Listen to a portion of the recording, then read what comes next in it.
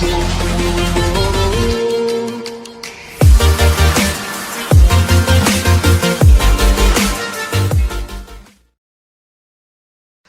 दोस्तों, स्वागत है आपका मेरे YouTube चैनल एस्टेक में। और आज हम जानेंगे subzero make cold room electrical panel CR2052 के बारे में।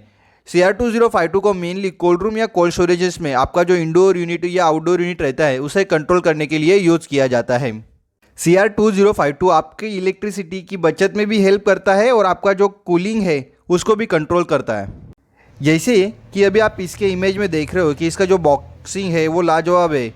बॉक्स के ऊपर इसका मॉडल नंबर मेजरली मेंशन है 205200 करके, और उसके बाद इसके कुछ मेन फीचर्स भी यहाँ मेंशन किए हुए हैं कि जैसे ये इसमें compressor, condenser fan, evaporator fan, defrosting इनको कंट्रोल किया जाता है। इंटरनली इसमें MCB है, under voltage over voltage protection दिया हुआ है, और कीपैड के थ्रू आप इसमें पैरामीटर सेटिंग्स कर सकते हैं। ये डॉट मैट्रिक्स डिस्प्ले इसमें है और RS485 कम्युनिकेशन भी दिया हुआ है। जब भी आप 2052 की अनबॉक्स करोगे तो आपको सबसे पहले ये एक इलेक्ट्रिकल वायरिंग डायग्राम जो इनपुट आउटपुट्स कनेक्शंस वगैरह है वो मिलेगी। उसके बाद आपको इंटरनली इसमें एक मैनुअल मिलेगा। अगर आपने मैनुअल अच्छी तरह से पढ़ लिया तो आपको सेटिंग्स करने में कुछ भी दिक्कत नहीं आएगी। और फाइनली ये पूरा का पूरा इलेक्ट्रिकल कंट्रोल पैनल 2052 आपको दिख जाएगा। कंट्रोल पैनल 2052 को ओपन करने के बाद इसका जो मेजर पार्ट है ये PCB कार्ड आपको दिखेगा। उसके बाद इसमें है MCB, voltage monitor, contactors, CT, terminal box, और ये दो NTC सेंसर आपको दिए हुए हैं। एक सेंसर आपको कॉइल टेम्परेचर बताएगा और एक सेंसर आपका रूम टेम्परेचर बताएगा। कोल्ड रूम इलेक्ट्रिकल पैनल 2052 को आप 7.5 HP तक की मोटर को कंट्रोल करने के लिए यूज़ कर सकते हो। CR2052 ये एक ABS प्लास्टिक से बना हुआ पैनल है और ये IP65 रेटेड है। इस वीडियो में मैं जस्ट कुछ इंपॉर्टेंट पॉइंट्स ही कवर करूंगा क्योंकि इसमें टोटल 50 to 60 पैरामीटर्स है, जिसका मैं अगर ईच एंड एवरी का सेटिंग बताते रहूँगा तो वीडियो मिनिमम 45 to 50 मिनट्स के ऊपर चली जाएगी। और जैसा कि मैंने पहले ही बोला है कि अगर आप ये मैनुअल एक बार पढ़ लोगे तो आपको सेटिंग करने में कुछ भी दिक्कत नहीं होगी। और इनकेस अगर आपको कुछ दिक्कत आती है तो मुझे कमेंट्स में मेंशन कर दीजिए, मैं ट्राई करूँगा आपका आंसर देने के लिए। अगर आप 2052 की ये जो फ्रंट साइड है वो देख रहे हो तो उसमें देखो आपको सबसे पहले एक LCD डॉट मैट्रिक डिस्प्ले दिखाई देगा जहाँ पे आपके जो भी कुछ एरर्स रहेंगे, लाइव टेम्परेचर रहेगा या पैरामीटर सेटिंग्स के लिए ये यूज़ होता है। आफ्टर दैट इसके नीचे ही आपको कंप्रेसर के रिले इंडिकेशंस, अगर कंप्रेसर ऑन है या ऑफ है वो दिखाई देगा। आफ्टर दैट कंडेंसर फैन के भी ऑन ऑफ इंडिकेशन यहाँ से पता चल जाएगा। इवेपोरेटर फैन के लिए दिया हुआ है, डिफ्रोस्टिंग के लिए दिया है, लिक्विड सिलेंडर वॉल के लिए दिया है, और ये अलार्म रिले भी यहाँ पे मेंशन है। और कुछ ये जो एक आपको घड़ी की तरह दिख रहा है उसे हम कंट्रोलर इन ड्रिप टाइम, अगर आपका कंट्रोलर ड्रिप टाइम में इन है तो ये आपको यहाँ पे फ्लैश करते रहेगा। इसके अलावा यहाँ पे कीपैड साइड भी मेंशन है। कीपैड साइड में आपको अगर ये जो आपका क्विक फ्रीज मोड में अगर आपका कंट्रोलर वर्किंग कर रहा है तो ये क्विक फ्रीज का जो बटन है उसके ऊपर की जो LED है वो ग्लो होती रहेगी, ऑन या ऑफ में रहेगी। इसके अलावा यहाँ पे ऊपर अगर आप देखोगे तो आपको RYB ये इंडिकेशन दिया है। जो भी आपका मेन सप्लाई आ रहा है अगर वो कंटिन्यूसली R फेज प्रेजेंट है, Y फेज प्रेजेंट है, B फेज प्रेजेंट है तो ऑन रहेगी, अदरवाइज वो ऑफ हो जाएगी। और यहाँ पे एक लैम्प का इंडिकेशन, लाइट का रिले अगर ऑन है या ऑफ है इसके लिए दिया हुआ है।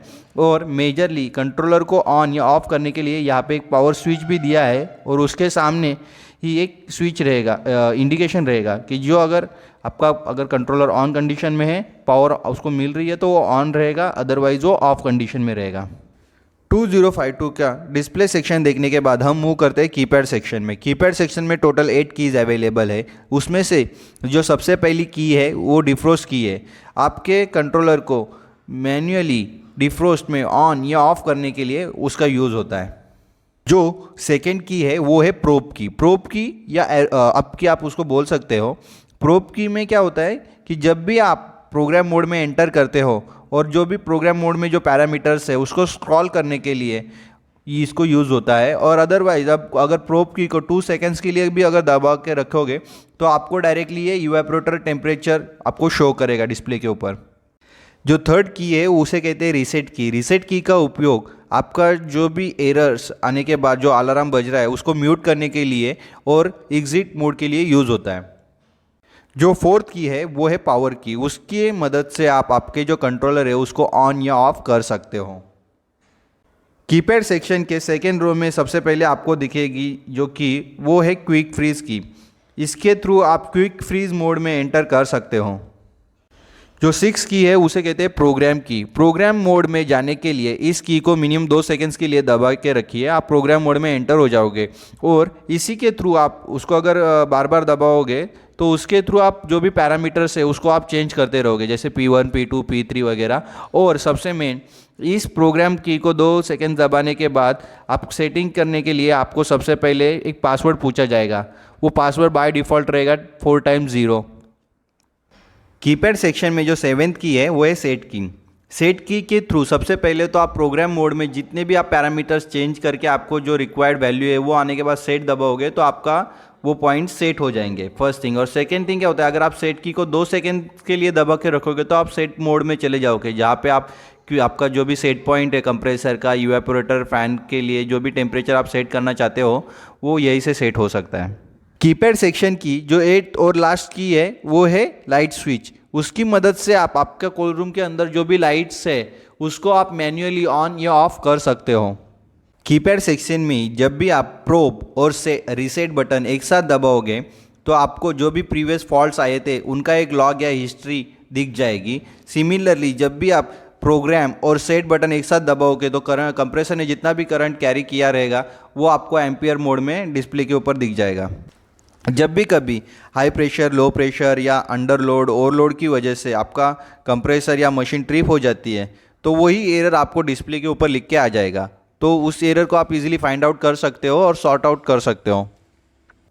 2052 के अंदर 40 एम्पियर की एमसीबी लगी हुई है जो भी मेन इलेक्ट्रिक पावर सप्लाई आ रहा है उसको आगे पास ऑन करने का या कट ऑफ करने का काम कर देती है। वीएमसीबी के बाद जो सेकेंड पार्ट है वो है वोल्टेज मॉनिटर रिले, जो आपको under voltage, over voltage, under current, over current या फेज अनबैलेंस होने पे सिस्टम को ट्रिप कर देगा।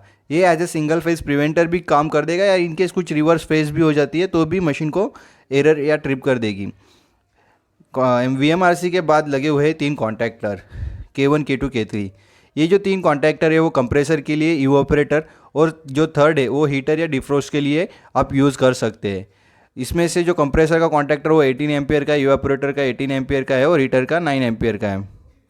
बाद में लगी है ओवरलोड रिले, लेकिन इस केस में ओवरलोड रिले को रिप्लेस किया हुआ है सीटी ने, जो आपको अंडर करंट या ओवर करंट या जो भी करंट पास हो रही है वो आपको डिस्प्ले के ऊपर शो कर देगी।